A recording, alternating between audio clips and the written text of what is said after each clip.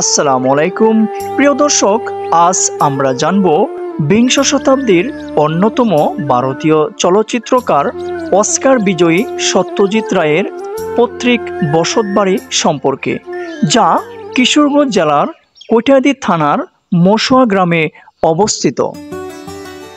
চলচ্চিত্রকার সত্যজিৎ রায় ২রা মে ১৯২১ খ্রিস্টাব্দে ভারতের কলকাতায় জন্মগ্রহণ করেন।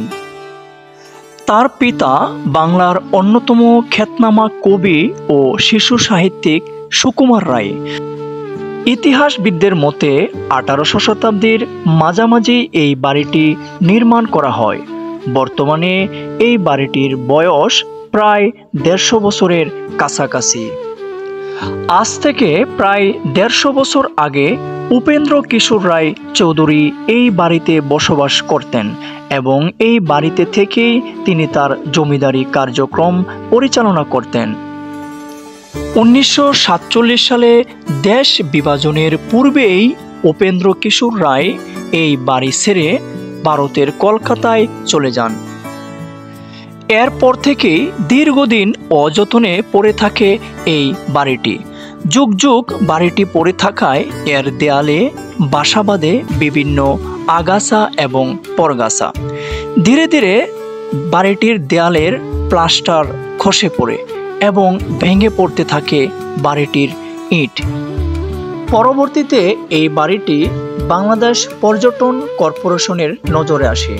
তারপর তারা এই বাড়িটার কিছুটা সংস্কার কাজ সম্পন্ন করেন। ২০১২ সালে প্রায় ১.৫ কোটি টাকা ব্যয়ে একটি রেস্ট হাউস সহ বাড়ির সীমানা প্রাচীর ও রাস্তাঘাট সংস্কার করা হয়। বাড়িটির সামনে রয়েছে গাঁট বাঁধাই করা সুবিশাল একটি পুকুর। লক্ষ্য করলে চোখে পড়বে শত বছরের পুরনো কিছু বৃক্ষরাজিও। গেট দিয়ে ভেতরে প্রবেশ করলেই চোখে পড়বে একটি সুন্দর খেলার মাঠ। পাশেই রয়েছে একটি মসজিদ ও ভূমি অফিস।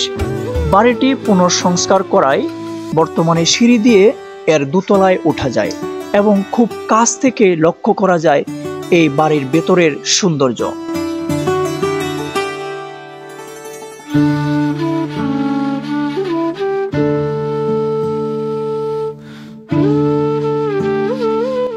বাংলার ইতিহাস ও ঐতিহ্যের অনন্য নিদর্শন এই বাড়িটি দেখার জন্য প্রতিদিনই ভিড় জমায় অসংখ্য পর্যটক এই বাড়িতে। প্রিয় দর্শক, আজ এ পর্যন্তই। কেমন লেগেছে ভিডিওটি অবশ্যই কমেন্ট করে জানাতে ভুলবেন না। আসসালামু আলাইকুম।